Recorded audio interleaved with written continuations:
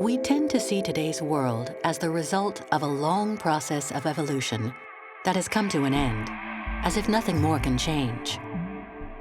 Yet the process of evolution is still happening and is not just the story of a distant past full of dinosaurs and prehistoric men. Without exception, all living species are changing slowly and progressively in an unending cycle that continues from one generation to the next. Genetic and physical characteristics are undergoing transformations. But it's more than that. Behaviors are also changing, and all living creatures adapt constantly to changes in their environment.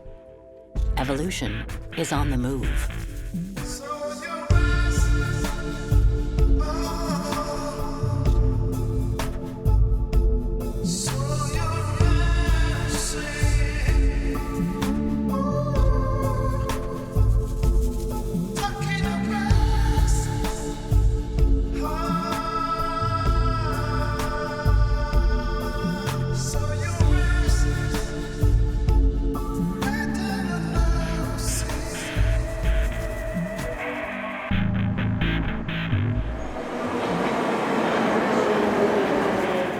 Alexei Vereshchagin and Yulia Bragina are ethologists who trained at the University of Moscow.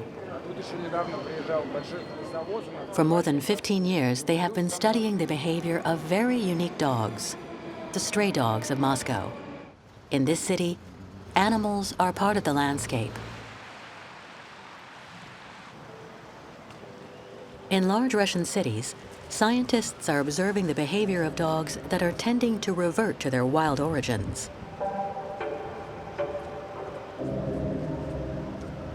How are these dogs adapting to urban life?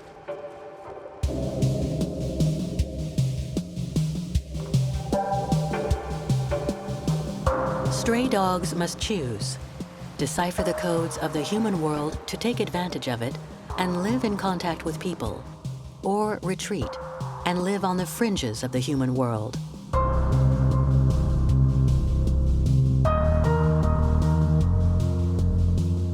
Moscow is full of vast uninhabited, abandoned or industrial zones that provide these dogs with shelter and allow them to live there undisturbed.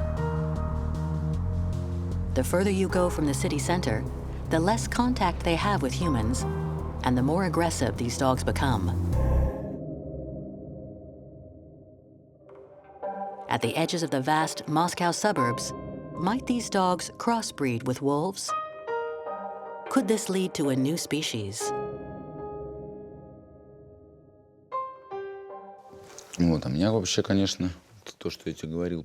Those dogs I was telling you about are here. Rabionava Street. During the Soviet era, stray dogs were captured and immediately euthanized. But when the USSR collapsed, their population skyrocketed. Alexei and Yulia worked on campaigns to count strays in 1996 and 2000. There were approximately 35,000 stray dogs in Moscow alone. Since then, the situation has changed. The city authorities have launched campaigns to sterilize strays and place them in kennels. In addition, activists in anti-stray movements called dog hunters have attempted to exterminate all stray animals. Despite all this, there are still many stray dogs, especially far from the city centers. Biologist Andrei Polyakov, Alexei and Yulia's professor, studied them for more than 30 years. He classified them in several categories, ranging from the most integrated with humans to the wildest. So here we are. It's got to be around here somewhere, in Yakornara Street. There it is. Alexei and Yulia divide up the observation sites for the next few days. They want to study the different behavior strategies of the dogs based on their category. They hope to monitor and analyze the dogs' movements using GPS collars. These are the GPS trackers we're going to try to put on them. You need to adjust the collars to fit the dogs. Of course, we'll have to get them back. And don't get bitten, okay? Okay. There are still stray dogs, but Moscow is huge and finding them is not that easy. Yulia goes looking for them in an abandoned, half-built hospital, while Alexei goes to a subway station in the north of the city where several students said they had seen a group of dogs. This huge hospital just outside of the Moscow city center was never finished and has been abandoned for several years.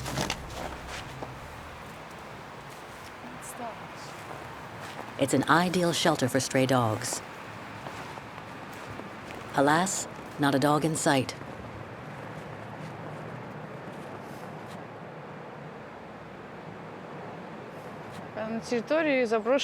On the grounds of the abandoned hospital in Kovrino, there are paw prints from 2 dogs from last night.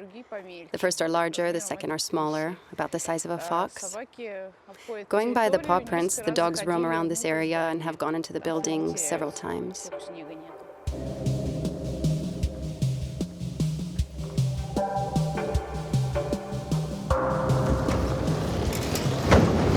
Even though they may look like pets, these stray dogs are not pets. They have been strays from generation to generation. Very few abandoned pets manage to enter these groups and survive more than a few months.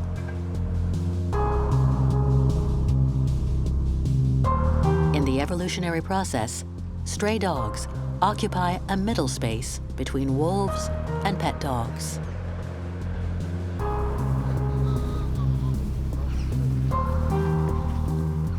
In fact, dog categories are determined by how they get their food.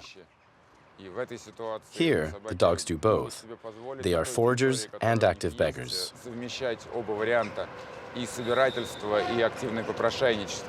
It isn't good for the dogs to use only one way of finding food. When they can, they use both methods, depending on the situation and time. These dogs both beg for food and forage for waste food. They are the ones best adapted to the human world. They take advantage of all opportunities.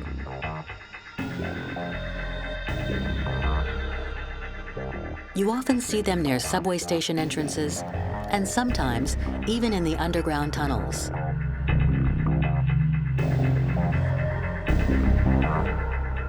They have learned to beg for food and behave in a friendly manner.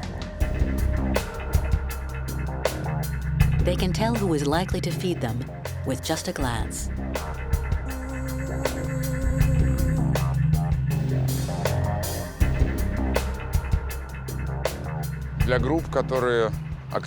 For the dogs in this category, the pace of their lives doesn't depend on their biological clocks, but rather on the pace of people's lives.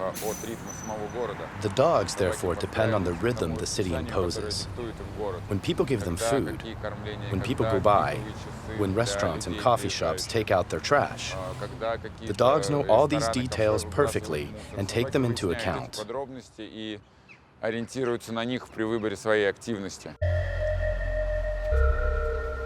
Every morning, it's the same ritual.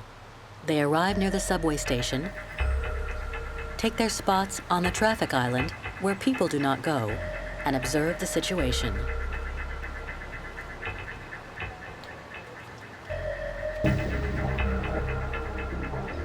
Then, they head out to make the rounds of their territory, moving carefully among the cars.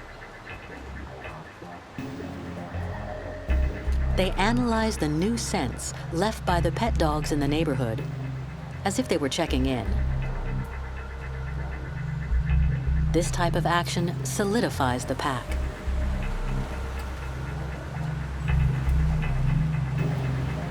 It also marks their territory, because they warn all other animals that this is their area and theirs alone. Then they go back to the feeding post at the subway entrance and wait patiently. They know people will come to feed them.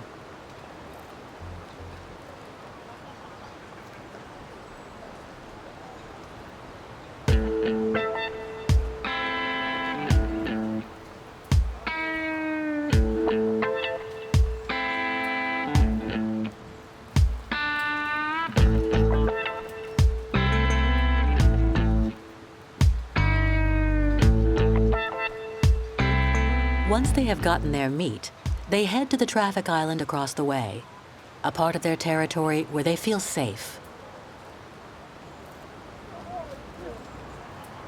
They know they won't be bothered because people don't go there.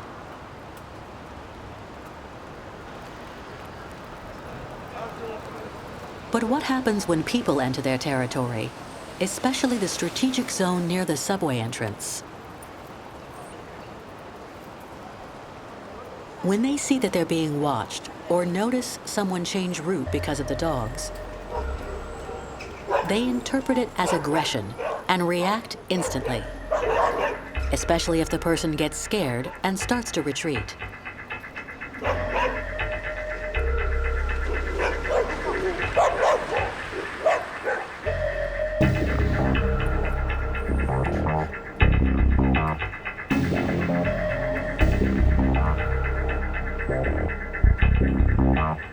They congratulate themselves for their mini victory right away. Usually, things don't go very far. They bark, and that's all because this is where they get their food, and they know it. They don't want to make conflicts worse or create an aggressive mood that would work against them. However, people who cross through their territory without paying them any attention are not seen as aggressive. It's a non-event that they pick up on in a split second.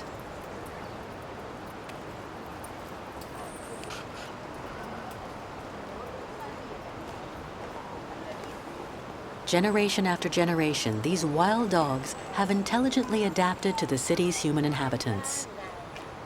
They are much more tolerant of people than they would be in the wild.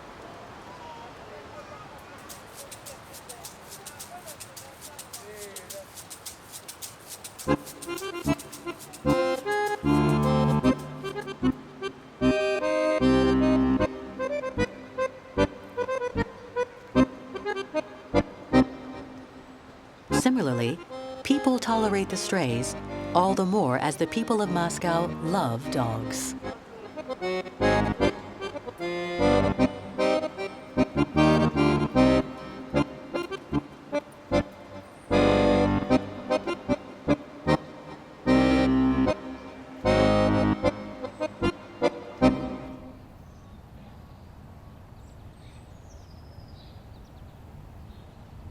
This strong relationship between the people of Moscow and these animals is a source of a unique category of strays.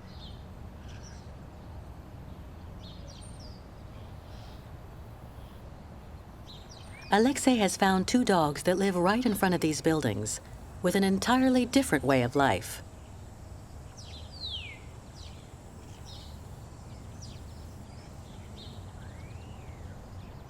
The people in the neighborhood have built them a shelter and take turns feeding them. These dogs aren't beggars at all. They don't have to look for their food.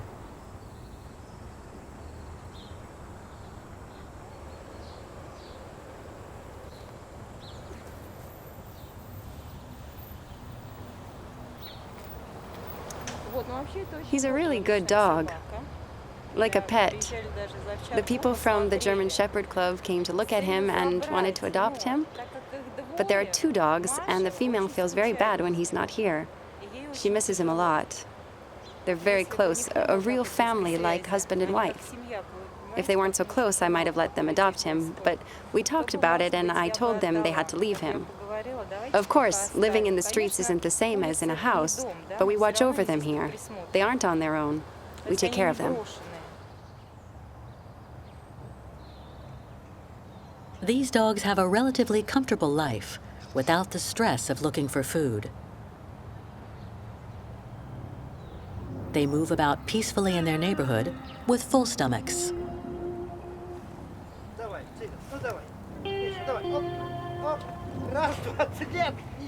This category of stray dogs is still very present in Moscow thanks to these human protectors because of how the city is laid out.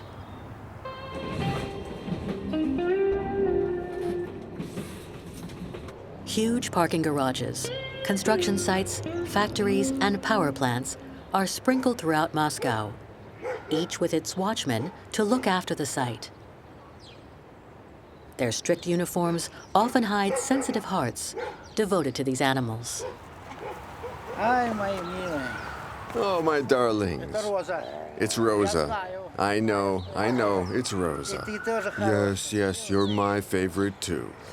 You're all my favorites. Scientists classify these strays in the guard dog category.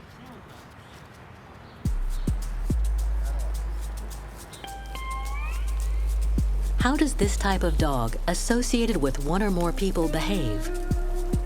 Are they still strays? Do they stay within a limited area even though they are free to come and go as they like? Yulia is going to meet Alexander, one of the watchmen at this garage. He's adopted this pack of dogs. He and his colleagues take turns looking after them. She hopes to get the opportunity to put a GPS collar on one of the dogs to learn more about their movements. Hello? Hello. Are there any dogs here? Stray dogs? No. The dogs here are ours. They're our dogs. We feed them. Are they all yours? Yes, all of them. I come every day. I give them food, water, and again when I leave. They have food. We feed them all. There aren't any strays here. Okay, so they're all yours. Yes, they have their shelter. They live there. And we give them blankets. So is one of the dogs your favorite? Yes, Mishka. Can I ask you to put this GPS collar on him so we can track him by computer and see where he goes? Yes, of course. We'll be able to see exactly what he does with the computer. Okay.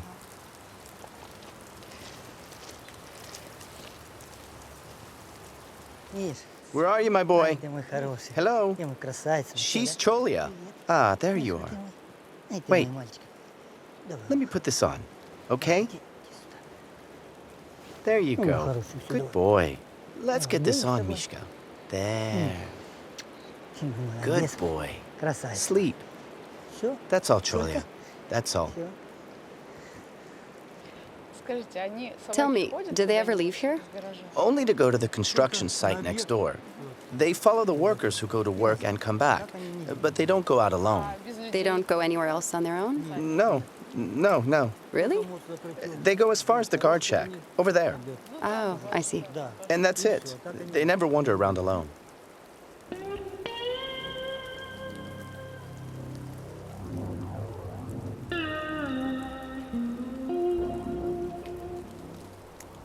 If these dogs never leave the garage premises, that would confirm they've switched categories. They were strays, and now they are sedentary after being adopted. An unspoken agreement seems to have been reached between the animals and people. In exchange for guarding the parking garage, they are fed, housed, and cared for. They show affectionate ties that are very similar to those with pets. But are they? They are still free to go whenever they want. Are they guards that never leave their post, as Alexander claims?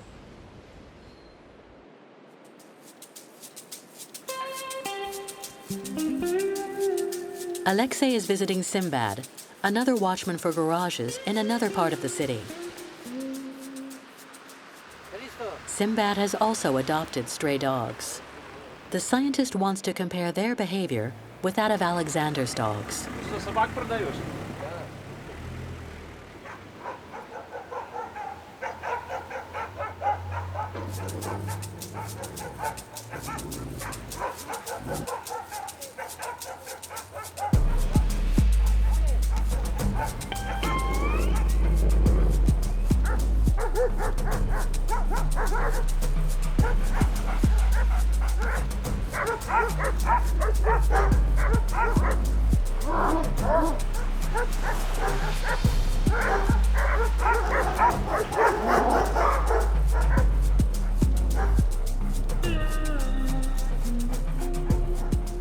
This border conflict with the dogs on the roofs is very interesting, because here the border is very clearly drawn.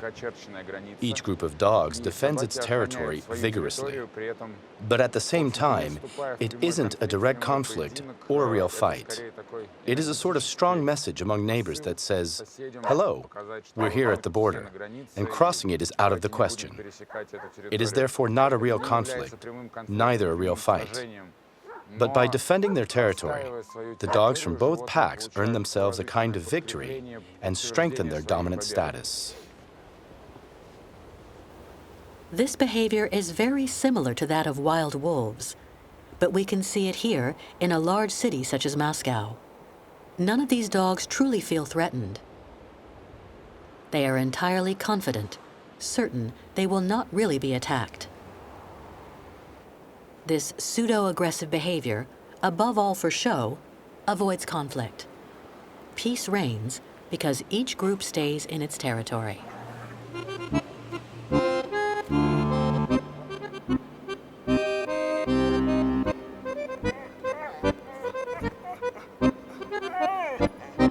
The dogs on the ground are the same as Alexander's dogs, guard dogs associated with one or more humans. But the dogs on the roof are an entirely different type. I'm going to try to find the dogs from the roofs. They go through here to get onto the garages. They must be around here somewhere. These dogs are defined as wild and do not live in contact with people. They see people as a threat. Like wolves, they keep to themselves and are harder to find.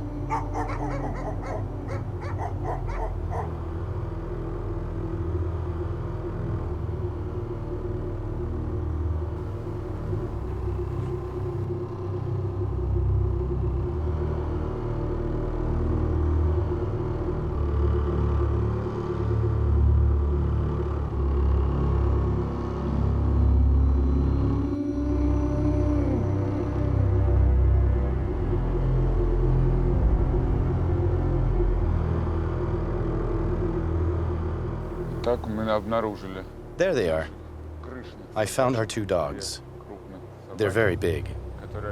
They live here for sure, in this forest, right next to the garages. They regularly patrol the border, and that really annoys the other garage dogs. The very structure of Moscow is what lets these wild dogs live in the heart of the city. There are large forested areas scattered everywhere, and these areas are possible shelters for these animals. These dogs are the ones that are mainly responsible for attacks on people. They can be very aggressive when someone enters their territory.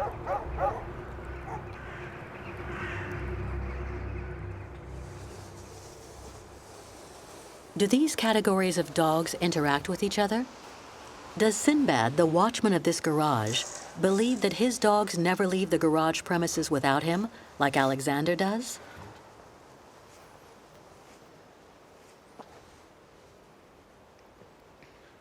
Sinbad, can I ask you a favor? Could you put this collar on the dog so we know where he goes? Okay, Malish. Don't be scared, little one. You're a good dog, aren't you? You know what you want. Do they wander around the garbage cans, or do they always stay here? No, they never leave the garage. This is a darn good dog. Yes, I can see that. He's friendly and smart.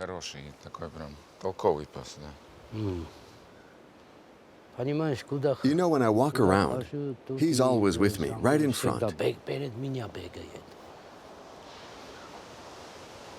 If he sees me moving away, he comes back right away. He never leaves the garage premises. If anyone he doesn't know comes around, right away he goes to see them and barks. He guards the premises. He guards this area. It's better than a camera. It's his territory, you know.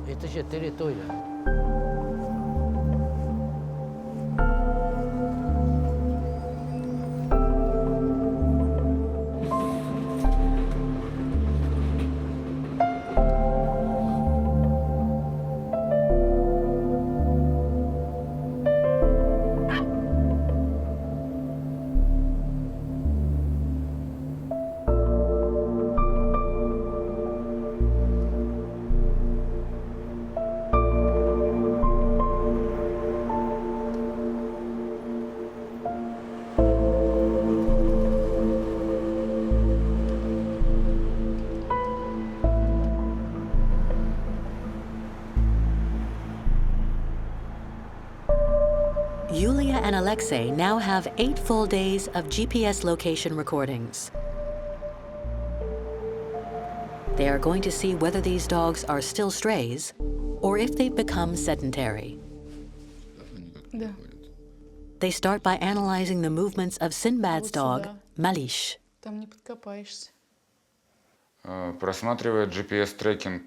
Malish's GPS data confirms that he does stay in his territory most of the day. All of his exits are for the most part linked to the movements of Sinbad, the watchman who looks after him.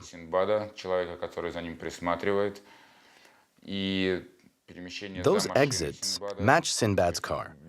He runs behind it until a store and then goes back. But we can also see him going out of his territory and into the forest behind it. Lots of times at night, apparently when his master is asleep. Most of the time, the dog goes with him on his rounds in the garage and is next to him. And here, you see that he goes into the forest. He goes through there, on the side. Yet he doesn't like the dogs over there.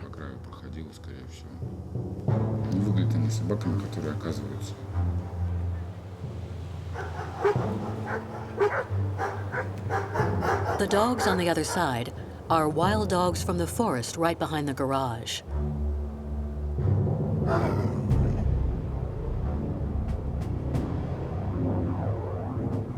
The daytime conflicts with them are probably not an issue at night, because this dog regularly enters their territory and hasn't come to any harm. But he does it without his master knowing. Even if he has a close bond with a human, he's kept a nighttime social life similar to that of animals in the wild. He's still a stray, but only at night. During the day, he's faithful to his watchman.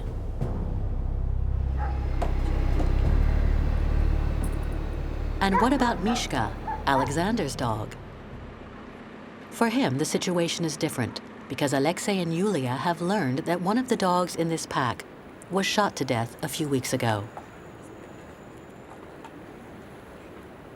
This is a regular occurrence in Moscow. Plus, a gunshot wound can still be seen between the eyes of one of the dogs.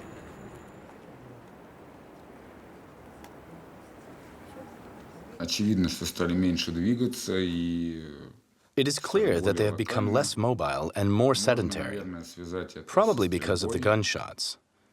But it looks like they still cross the railroad all the same. Do you think they cross it? Yes, you can see they go to the other side.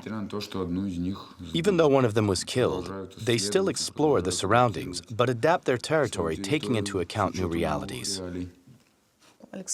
All these dots, they correspond to the garages. Alexander says they never leave the lot, and indeed, you can see they rarely go out. Except here, they are accompanying workers from the construction site, and that's what he told us. Yes, they do go with them. In other words, they only leave their territory with people, and here there are 3 independent exits, apparently. What time was it? 11 in the morning. Ah, so it's probably a worker who went to a store or restaurant. Yes, because it was lunchtime, or just before. These dogs have understood their safe zone is limited to the garage premises and its nearby surroundings. They never go more than a few dozen meters beyond that.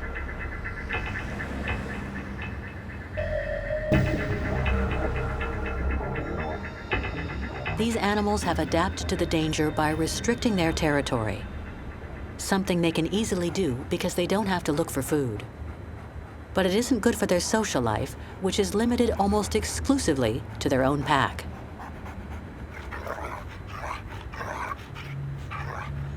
While this category of stray dogs associated with people is relatively safe within their territory, the same isn't true for dogs that can count only on themselves.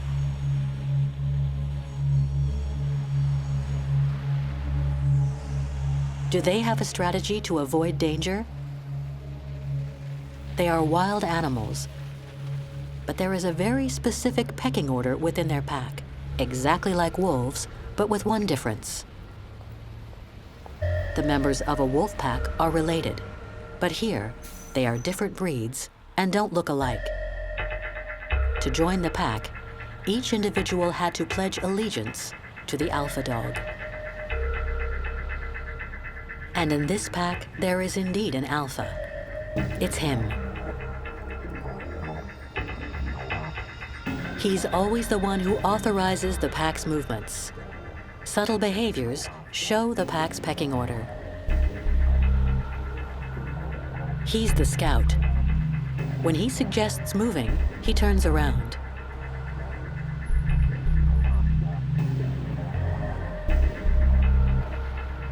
All the dogs wait for the alpha's approval, and the pack sets out.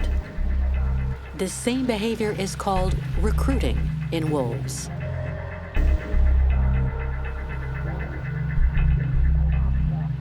Each individual has a place in the group's pecking order. The black female with her tail in the air shows her confidence. The tan dog, lower down in the pecking order, lowers his tail as he nears her to signal his submission.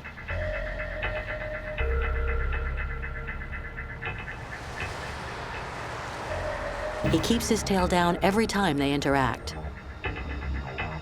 Even in games, the female is dominant.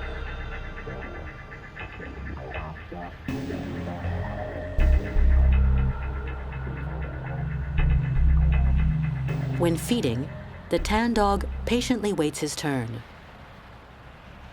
This pecking order makes it possible to maintain constant vigilance when the group is exposed, and therefore keeps it safe. Even when they are resting, they keep a close eye on the situation, watching everything going on around them. And when someone shows up who is interesting or who could be dangerous, in any situation, then they react immediately. They never lose control, not for a second. Logically, this pack must have an isolated spot to rest and let off steam. The week's worth of GPS tracking data shows many trips between the subway station and a zone a few hundred meters to the north. According to Alexei, it could be where they shelter. I'm going to try to follow them to find their hiding place.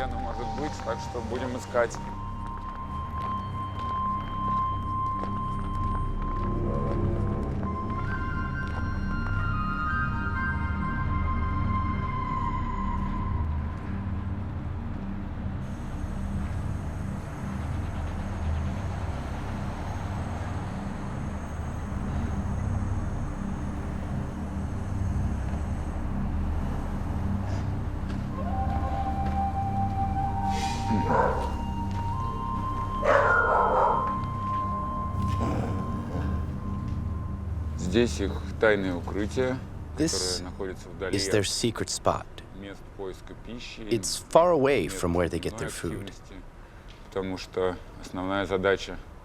This place's main purpose is to allow them to rest safely and hide from any attention, because sources of food can attract other beggar dogs.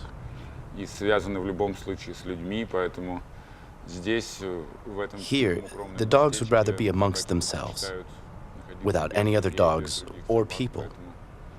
And this territory is well protected. In the wild, predators behave exactly the same way. Their shelter is always far from their feeding zone. Despite the domestication of wolves that began more than 30,000 years ago, these dogs have kept this behavior intact. The many derelict or abandoned zones in the city provide the dogs with shelters. Here, they can let down their guard from the dangers of city life, other packs of dogs, people with bad intentions, and intense cold.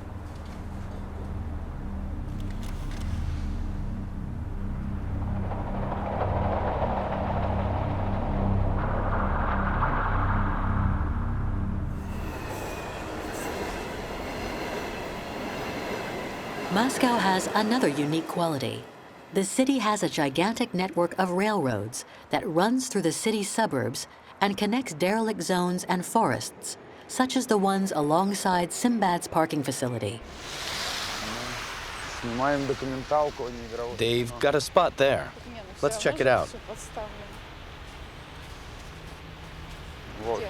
Right down there. Look, they're there.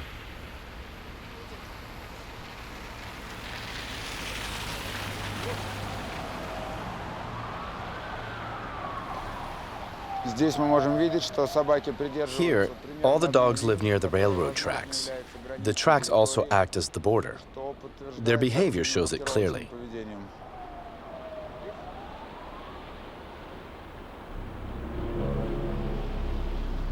These vast areas are where the category of dogs that scientists call feral foragers are found. In these little inhabited zones, there is very little opportunity to beg.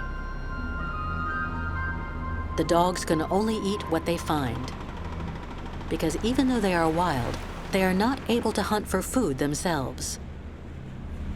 They are completely dependent on food humans throw away. Scientists believe that the domestication of wolves into dogs made their descendants dependent on people.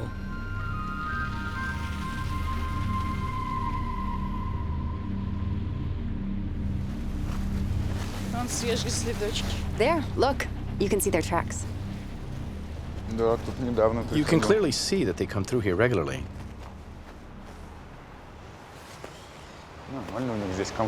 In there. That looks very convenient for them. Yes, this culvert might be very long on both sides. It probably doesn't go on forever, but yes, it looks very long.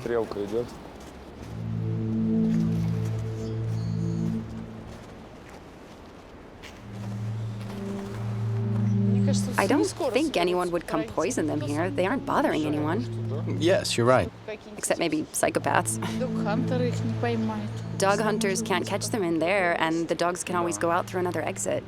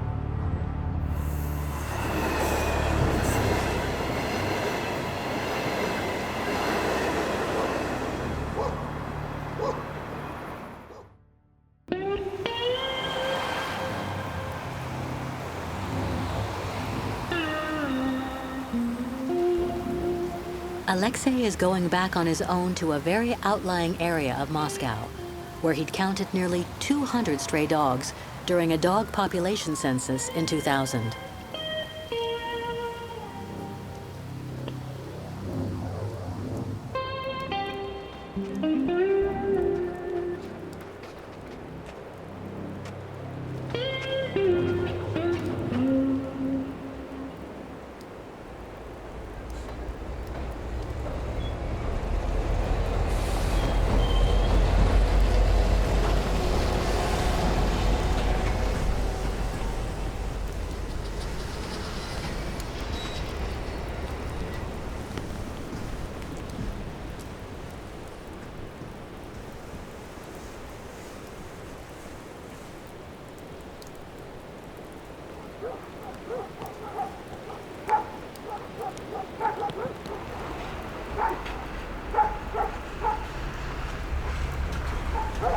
Сейчас мы вступаем на We're entering a wild and potentially dangerous area where many dogs live.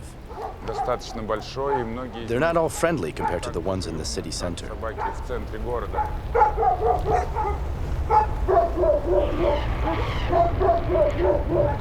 When we come near, the dogs warn us by barking. They're letting us know. And we need to understand that we're on the edge of their territory.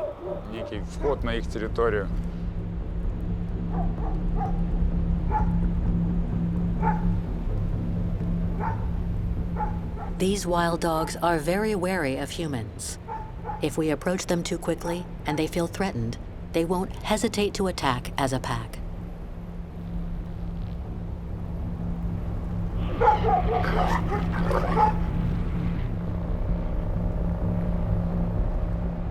In Moscow's greater suburbs, a very large number of food production plants are located along the railroad tracks.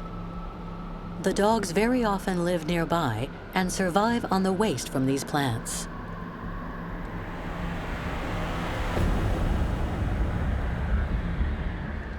It's very cold out today with this freezing rain. Despite it all, the dogs move around a lot, looking for food and shelter.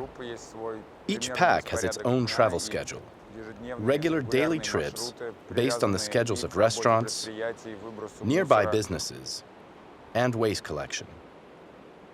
Even in winter, they continuously patrol their territories and are always on the lookout for information.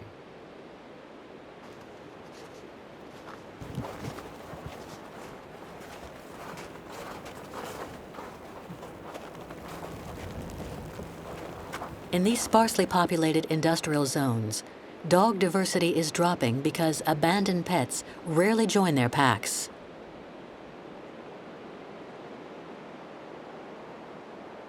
Scientists have observed that this category of stray dogs is tending to lose some of the characteristics of pet dogs, such as spotted fur, tail wagging, and kindness. The characteristics that separate dogs from wolves.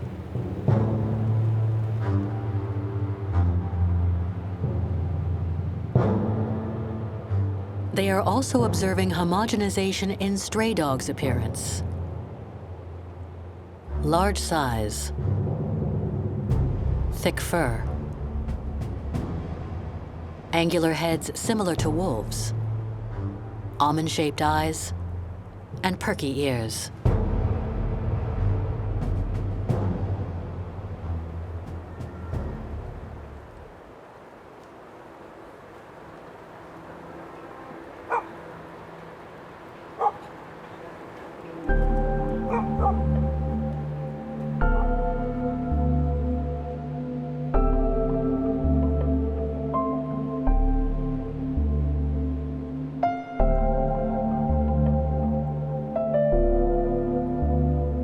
Most puppies never reach adulthood. Formidable natural selection is at work.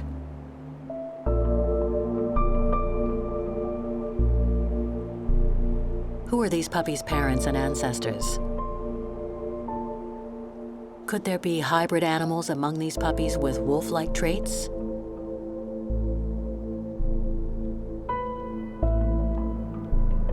Under what circumstances are dogs likely to encounter wolves?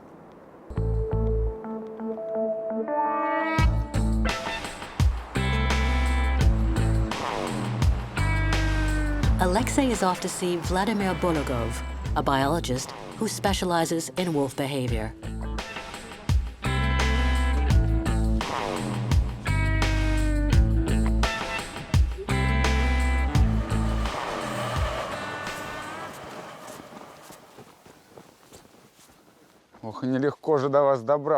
It's not easy to find you with all this snow. Hello, how are you? Good. Very glad to see you. Some tea? Yes, please.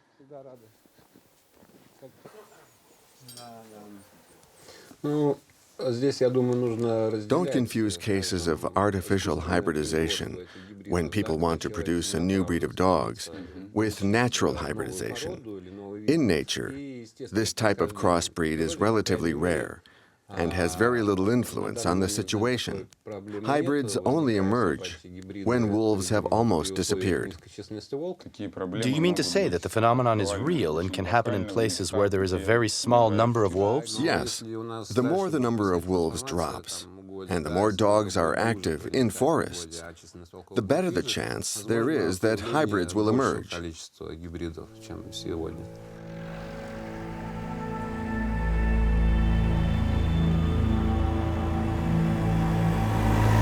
For more than 30 years, Vladimir Bologov has taken in orphaned wolf cubs that people bring him. He feeds them until they reach adulthood in a huge enclosure away from people, then reintroduces them in areas where wolves have been exterminated.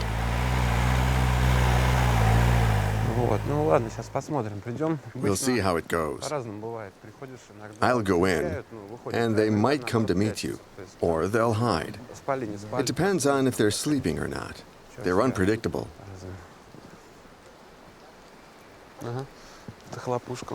They're around here somewhere. Let's wait. They should show up. Usually, they come around easily. But when there are new people, they're more cautious.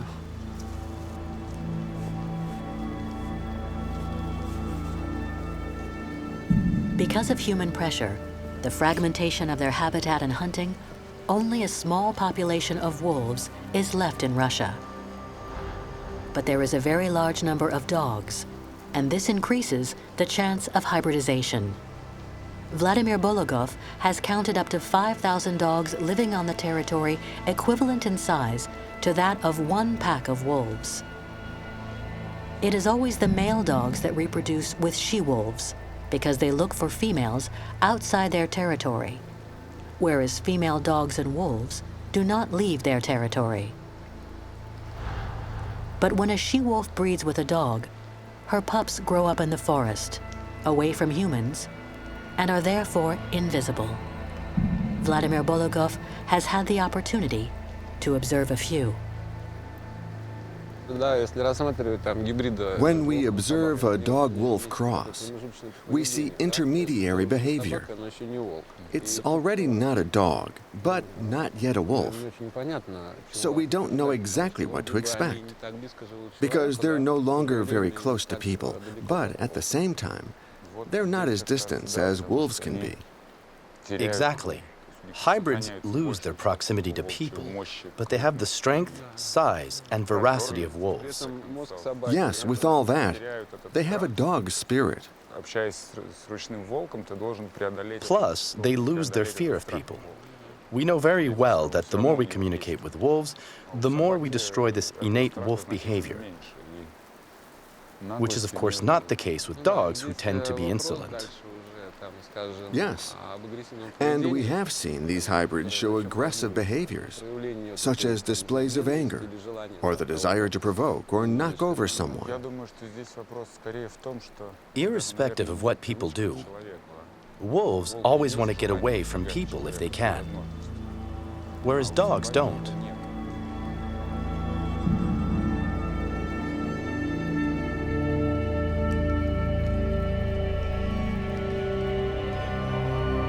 It happens very fast.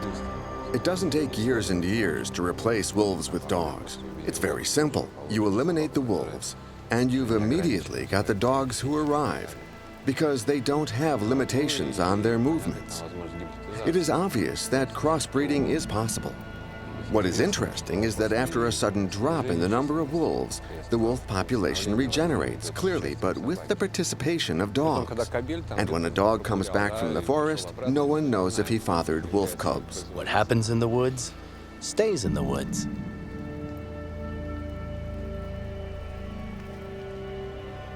Dogs and wolves have the same type of genomes and can therefore have fertile offspring.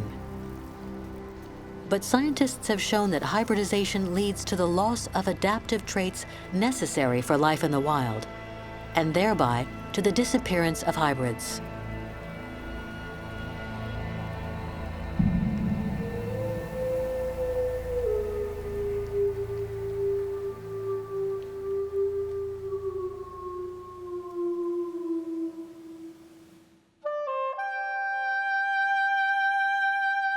These stray dogs are not a new species, no more than the few hybrids that appear in the heart of the forests.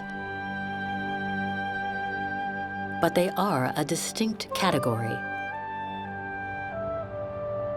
These animals have kept most of the behaviors of their wolf ancestors, which allows them to survive. But they have lost one, their predatory instinct.